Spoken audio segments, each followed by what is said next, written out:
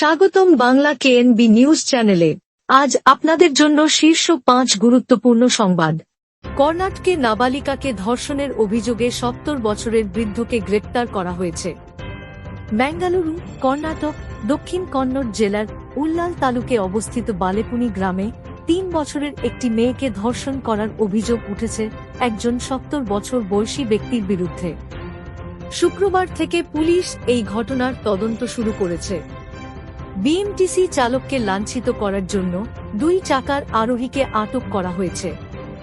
বেঙ্গালুরু, গত বুধবার বিএমটিসি বাস চালককে লাঞ্ছিত করার অভিযোগে একজন ৩৭ বছর বয়সী ফল বিক্রেতাকে গ্রেপ্তার করেছে হালাশুরু গেটের কাছে। অভিযুক্ত ব্যক্তির নাম মোহাম্মদ ফয়সাল। বেঙ্গালুরুতে ২ শিশুকে শ্বাসরোধে হত্যার অভিযোগে মা গ্রেপ্তার। বেঙ্গালুরুর সুব্রহ্মণ্যপুরা এলাকায় ৭ বছর বয়সী শম্ভু এবং ৩ বছর বয়সী শিয়াকে শ্বাসরোধে হত্যা করার অভিযোগে মমতা শাহ নাম একজন মাকে গ্রেপ্তার করা হয়েছে। অপরাধের পর আত্মহত্যার চেষ্টা করেন মমতা। বাবা সুনীল মৃতদেহ দেখতে পেয়ে পুলিশে খবর দেন। অভিনেতা দর্শনের মেডিকেল রিপোর্ট হাইকোর্টে দাখিল করা হয়েছে।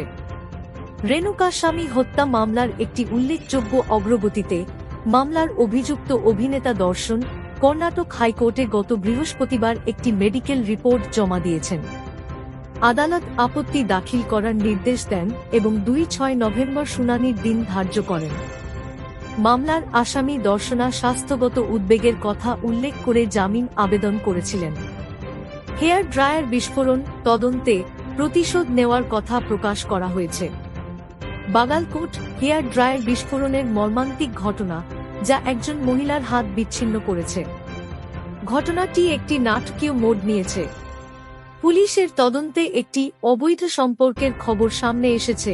তদন্তে জানা গেছে যে হেয়ার ড্রায়ারের ভিতরে একটি বিস্ফোরক ডিভাইস লাগানো হয়েছিল এবং একটি কুরিয়ারের মাধ্যমে ওই মহিলার কাছে পৌঁছে দেওয়া হয়েছিল।